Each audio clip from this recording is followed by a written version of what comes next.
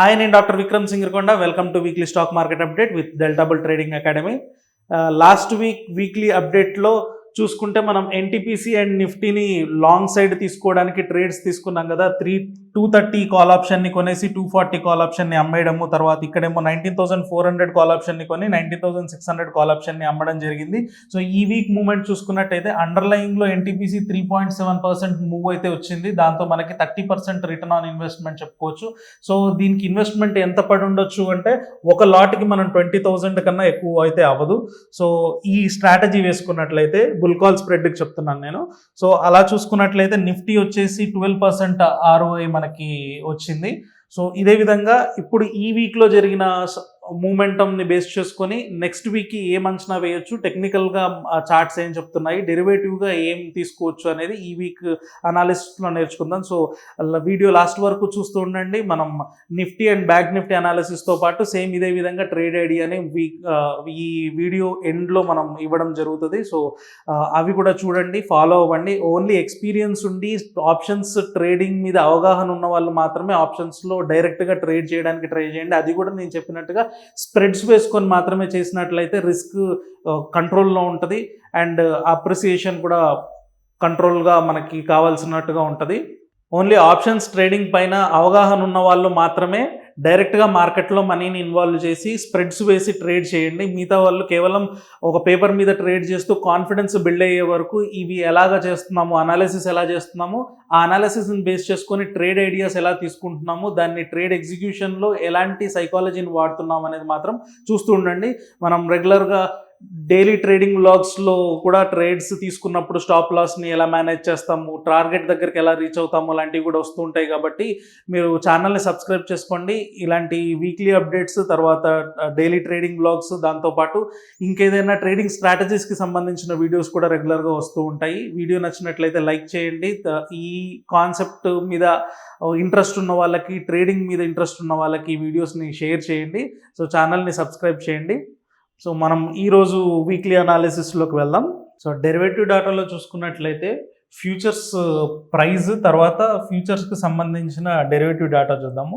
Last week మనం ఈ పాయింట్లో ఉన్నప్పుడు మనం చెప్పుకున్నాము, లాస్ట్ ఎక్కడైతే షార్ట్స్ అయిపోయిన తర్వాత సడన్గా ఫాల్ అయిందో ఈ తర్వాత లాంగ్స్ బిల్డ్ అవ్వడానికి అవకాశం ఉంది.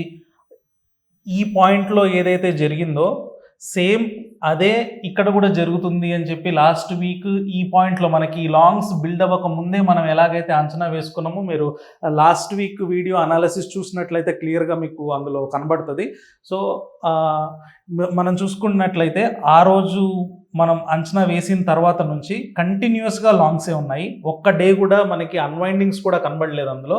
సో ఇది కొంచెం కాషియస్గా ఉండాలి. కాషియస్గా అంటే కిందికి పడిపోతుందని కాదు, కానీ కంటిన్యూస్గా లాంగ్స్ బిల్డ్ అవుతున్నప్పుడు ఏంటంటే ఎక్కడైనా చిన్న ప్రాఫిట్ బుకింగ్లో స్వింగ్స్ రావడానికి అవకాశం ఉంటుంది. ఇలా చిన్న స్వింగ్ రావడానికి అవకాశం ఉంటుంది. మార్కెట్ ఎప్పుడు కూడా స్ట్రైట్ లైన్లో పైకి వెళ్ళదు. కాబట్టి ఈ 5 days మూవ్ నేను మిస్ అయిపోయాను, సో వెంటనే వెళ్ళిపోయి మార్కెట్లో పార్టిసిపేట్ చేసేస్తాను అని ఈ పాయింట్లో మీరు హ్యూజ్ మనీతోటి వెళ్ళిపోయి ఎంటర్ అయినట్లయితే నెక్స్ట్ 1-2 days ఒక చిన్న డిప్ వచ్చినా కూడా ఇక్కడ స్టే చేయడం అనేది చాలా కష్టంగా ఉంటుంది మీకు. ఈ డిప్లో స్టే చేయడము, నేను ఎంటర్ అయిన తర్వాతే మార్కెట్ టాప్ అవుట్ అయిపోయింది, ఇంకా మళ్ళీ ఇక్కడ నుంచి కిందికి పడిపోద్దేమో అనే మనకి అనుమానాలు వస్తూ ఉంటాయి. కానీ డెరివేటివ్ డేటా ప్రకారంగా అయితే మనకి ఇక్కడ షార్ట్స్ బిల్డ్ అయిన తర్వాత కంప్లీట్గా ఈ పాయింట్లో మనకి డ్రిఫ్ట్ డౌన్ సైడ్ ఉండి ఆ టైంలో బిల్డ్ అయిన షార్ట్స్ అన్నీ ఒకేసారి కంప్లీట్గా అన్వైండ్ అయిపోయి కొత్తగా లాంగ్స్ బిల్డ్ అవుతుండడం అనేది మనం చూస్తున్నాం. కాబట్టి ఇది ఖచ్చితంగా లాస్ట్ వీడియోలో కూడా చెప్పుకున్నాము, దీని టార్గెట్ 20,000 ప్లస్ వెళ్ళడానికి అవకాశం ఉందని. ఆల్రెడీ 19,800 దగ్గరకు వచ్చేసింది, 19,872. సో మన ఫస్ట్ టార్గెట్ 20,000, తర్వాత 20,100 అనేది నెక్స్ట్ టార్గెట్ చెప్పుకున్నాం కదా లాస్ట్ వీడియోలో. సో మీడియం టర్మ్లో 1 month పర్స్పెక్టివ్లో, 1.5 month పర్స్పెక్టివ్లో చూసుకున్నట్లయితే 20,100 అచీవ్ అవ్వడం అనేది అయితే పాసిబిలిటీ ఇందులో కనబడుతుంది. కానీ ఇమ్మీడియట్గా వెళ్ళిపోయి నెక్స్ట్ వీక్ ట్రేడ్ కోసం చూసేప్పుడు మాత్రం హ్యూజ్ మనీని ఒకేసారి డిప్లాయ్ చేయడానికైతే ట్రై చేయకండి. ఆల్రెడీ ఈ 4 days 5 days continuous longs build అయ్యాయి కాబట్టి చిన్న డిప్ అయితే ఛాన్సెస్ ఉన్నాయి. కాబట్టి ఏదైనా తీసుకున్నా కూడా స్ప్రెడ్స్ వేసుకొని తీసుకోవడమే మంచిది. అండ్ ఐవీస్ చూసుకున్నట్లయితే మనం ఎప్పుడు ఈ ఐవీ పైన ఒక కన్నేసి అయితే ఉంచాలి. ఈ కంటిన్యూస్గా పైకి జరుగుతున్నప్పుడు ఎప్పుడైనా మార్కెట్ సెంటిమెంట్లో తేడా వస్తుంది అంటే మనకి ఫస్ట్ ఇండికేషన్ వచ్చేసి ఐవీస్లో కనబడుతూ ఉంటుంది. మార్కెట్లో పడిపోయేప్పుడు ప్రైస్ ఎప్పుడైనా రెడ్గా కనబడుతుంది అనుకోండి, ఆ టైంలో ఐవీలో మూవ్మెంట్ ఏదైనా ఉందా, సిగ్నిఫికెంట్గా చేంజెస్ ఏమైనా జరుగుతున్నాయా అన్నప్పుడు మాత్రమే మీరు బేరిష్ సైడ్లో కాషన్ తీసుకోవాల్సి ఉంటుంది. లేదు అంటే మాత్రం దీన్ని ఇలాగే బుల్లిష్ సైడ్లో కంటిన్యూ అవ్వచ్చు. టెక్నికల్గా చూసుకున్నట్లయితే కూడా short and medium term averages ఇక్కడ క్రాస్ ఓవర్ జరగడం అయితే జరిగింది. సో మీరు ఓన్లీ టెక్నికల్గా చూసుకున్నా కూడా ఇది షార్ట్ అండ్ మీడియం ఏంటంటే 9-20 డే మూవింగ్ యావరేజెస్ కూడా తీసుకోవచ్చు. 9 డే వచ్చేసి షార్ట్ టర్మ్, 20 డే వచ్చేసి మీడియం టర్మ్ యావరేజెస్ తీసుకొని వాటి క్రాస్ ఓవర్ని కూడా మనం స్టాప్ లాస్గా పెట్టుకోవచ్చు. మళ్ళీ వెనక్కి వచ్చేప్పుడు కనుక ఈ రెండింటి మధ్యలో క్రాస్ ఓవర్ ఆపోజిట్ సైడ్లో జరిగింది అనుకోండి, అప్పుడు ఎగ్జిట్ అవ్వచ్చు. అప్పటి వరకు కూడా లాంగ్ సైడ్ ఉండడానికి అవకాశం ఉంది. ఓన్లీ టెక్నికల్ ఫాలో అయ్యే వాళ్ళు అలా కూడా చేసుకోవచ్చు. సో ఇక్కడ పీసీఆర్ చూసుకున్నట్లయితే మనం లాస్ట్ ఇక్కడ నుంచి చాలా హెవీగా పుట్స్ అయితే బిల్డ్ అయ్యాయి.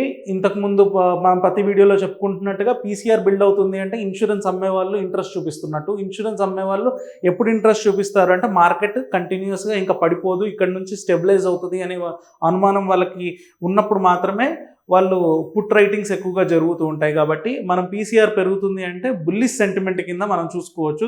సో పీసీఆర్ బుల్లిష్ సెంటిమెంట్గా కనబడుతుంది. ఫ్యూచర్ ఓపెన్ ఇంట్రెస్ట్ లాంగ్స్ కంటిన్యూస్గా బిల్డ్ అవుతున్నాయి అండ్ టెక్నికల్గా moving averages up side cross over అయిపోయింది. తర్వాత ఆర్ఎస్ఐ కూడా మనకు లాస్ట్ టైం చెప్పుకున్నాము 51 దగ్గరకు వచ్చింది, ఇప్పుడేమో 68 దగ్గర ఉంది. మనం ట్రేడ్ తీసుకున్న టైంకి 51, ఇప్పుడు 68.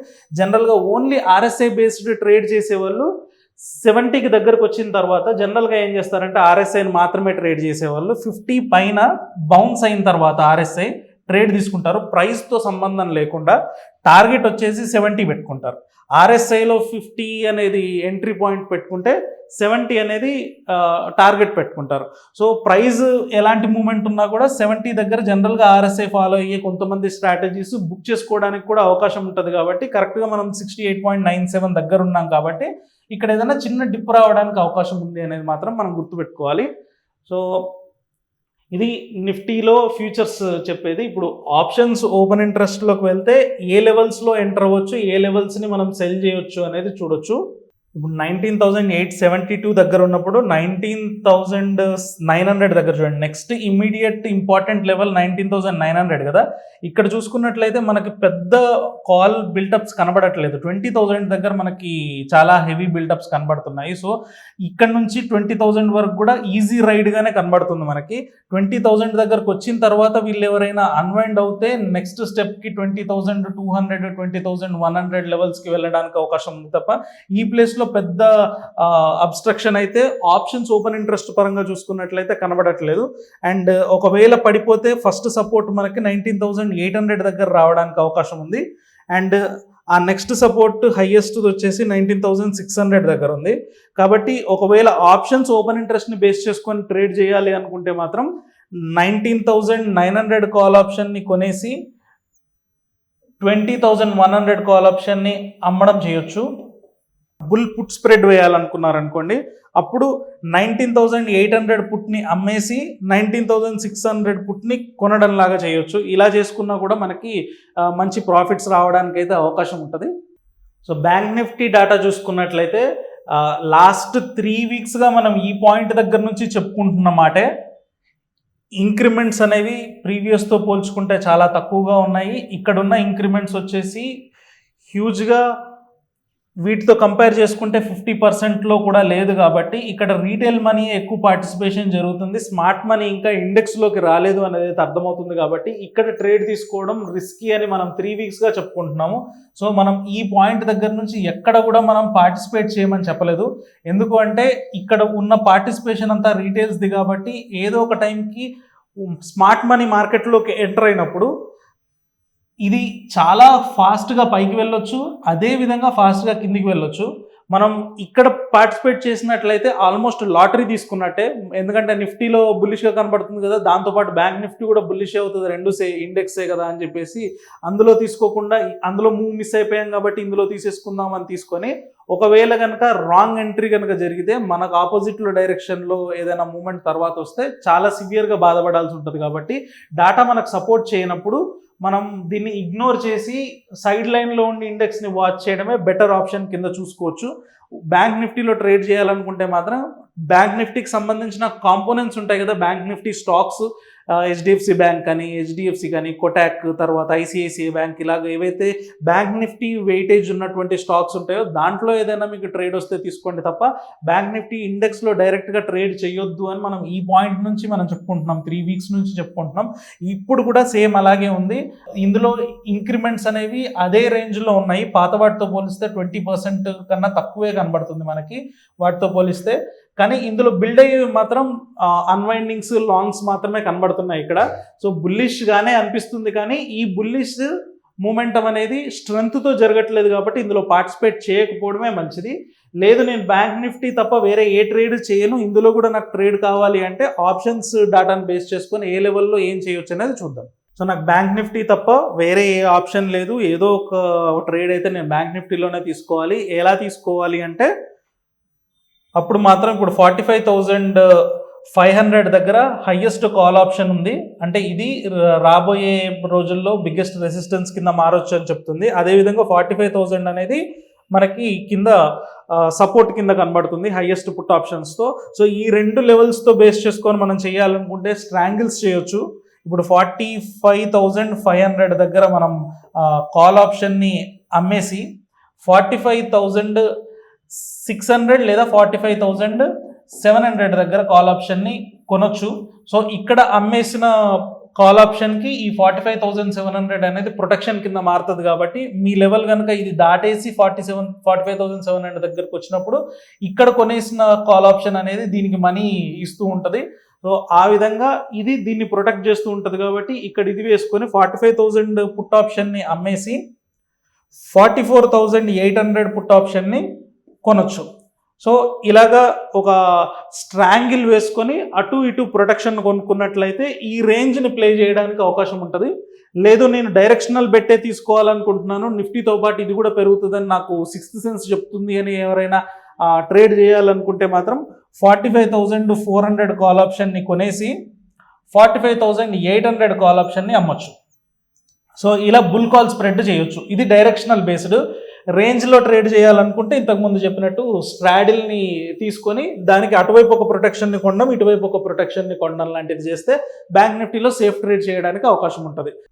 నిఫ్టీ, బ్యాంక్ నిఫ్టీలో ఎలాగైతే ఫ్యూచర్స్ అండ్ ఆప్షన్స్ డాటాని అనలైజ్ చేసుకొని మనం ఎలాగైతే ట్రేడ్ ఐడియాస్ని జనరేట్ చేయడం ఎలాగా అనేది చూపించానో అదేవిధంగా మన స్టాక్స్లో కూడా స్కాన్ చేసి టెక్నికల్గా, డెరివేటివ్గా అన్నీ మ్యాచ్ అయిన వాటితో ఇంకొన్ని ఇన్హౌస్ ట్రేడింగ్ స్ట్రాటజీస్ని అప్లై చేసి ఫిల్టర్ అవుట్ చేసిన తర్వాత వచ్చిన స్టాక్స్ని మనకి ఎవ్రీ వీక్ మనం ఇవ్వడం అయితే జరుగుతుంది. మనం స్టార్ట్ చేసిన తర్వాత ఇప్పుడు మనం ఛానల్ స్టార్ట్ చేసి 2 months అవుతుంది. మీరు వెనక్కి వెళ్ళి ఎవ్రీ వీక్ డాటా చూసుకున్నా కూడా ప్రతి వీక్లో మనం ఇచ్చిన ఇప్పటి వరకు 100% స్ట్రైక్ రేట్లో రన్ అవుతుంది. అంటే మనం ఇచ్చిన ప్రతి ట్రేడ్ ఇప్పటి వరకు అయితే ప్రాఫిట్లోనే ఉంది.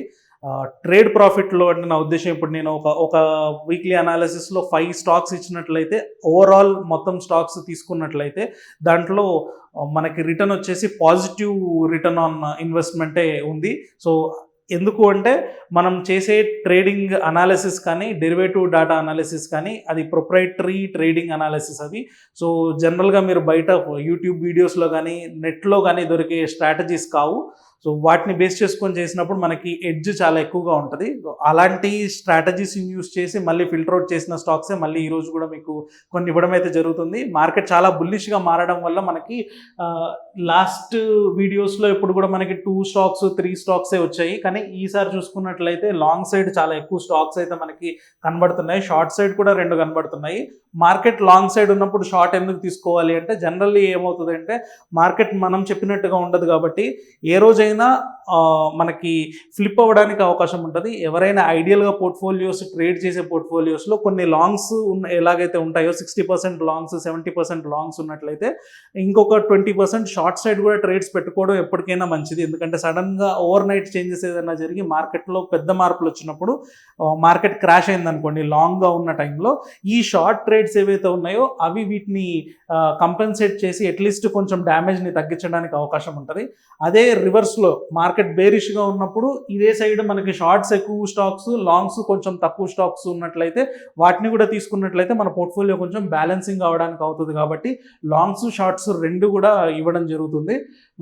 మనకి లాంగ్ సైడ్ వచ్చిన స్టాక్స్ ఏంటంటే Bharat forge, Escorts, MCX, NTPC last time 230 నుంచి 240 వరకు మనం టార్గెట్ పెట్టుకున్నాం, అది హిట్ అయిపోయింది. ఇప్పుడు మళ్ళీ 240 నుంచి 250 వరకు టార్గెట్ రావడానికి అవకాశం ఉంది. కాబట్టి 240 కాల్ ఆప్షన్ని కొనేసి 250 కాల్ ఆప్షన్ని అమ్మడం చేస్తున్నాం. ఇదంతా బుల్ కాల్ స్ప్రెడ్స్, ఇది బేర్ పుట్ స్ప్రెడ్స్ షార్ట్స్ అనేది.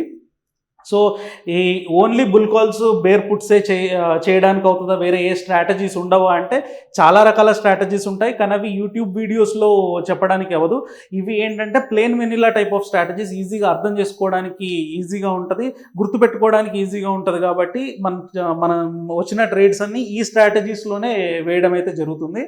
సో ఇలా చూసుకున్నట్లయితే ఇందులో ఎస్బీఐ లైఫ్ ఒకటి, టాటా పవర్ అండ్ నిఫ్టీ ఇందాక చెప్పుకున్నాం కదా, లాస్ట్ టైం 19,500 దగ్గర నుంచి 19,800కి వచ్చింది. ఇప్పుడు 19,800 to 19,900ని ప్లే చేయొచ్చు నెక్స్ట్ వీక్ కోసం. సో ఇది 19,800 కాల్ ఆప్షన్ని కొనేసి 19,900 కాల్ ఆప్షన్ని అమ్మడం లాంటిది చేయొచ్చు.